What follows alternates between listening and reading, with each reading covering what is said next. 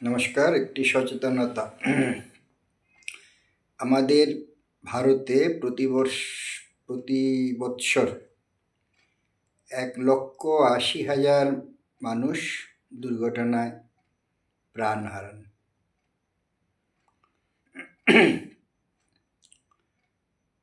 খুব সাবধানে ড্রাইভিং করুন এবং সাবধানে রাস্তা পারাপার রাস্তায় হাঁটুন।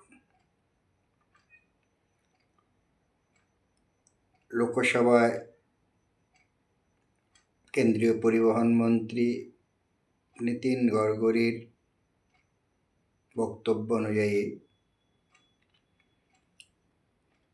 এইমস যে রিপোর্ট দিয়েছে তাতে বলা হয়েছে এই মৃত্যুর হার 50,000 কম হতো যদি না যথাসময়ে দুর্ঘটনাগ্রস্তকে হাসপাতালে নিয়ে যাওয়া যেত।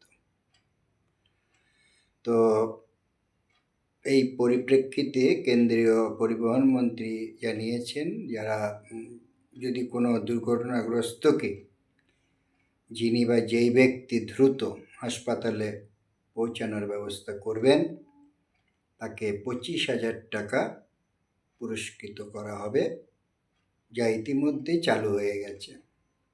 তিনি আরও একটি তথ্য দিয়েছেন, যেটি হলো 2 হুইলারের সঙ্গে 2টি হেলমেট বিনামূল্যে দেওয়ার সিদ্ধান্ত নেওয়া হয়েছে।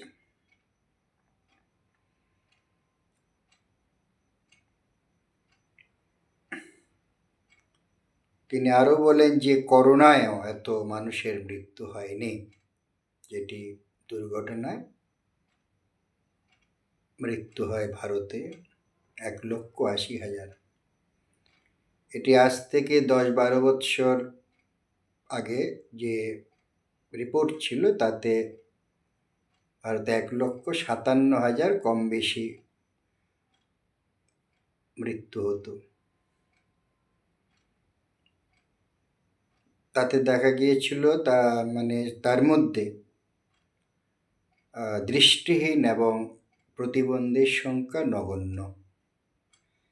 সেই সময় আমরা বিভিন্ন রাস্তার মোড়ে ইত্যাদি জায়গায় ব্যানার করে প্রচার করেছিলাম। তাই জনস্বার্থে এই সচেতনতা প্রচার করা হলো। পুনরায় বলছি, সাবধানে ড্রাইভিং করুন, সাবধানে পথ চলুন। মনে রাখবেন, সময়ের চাইতে জীবনের মূল্য অনেক অনেক বড়।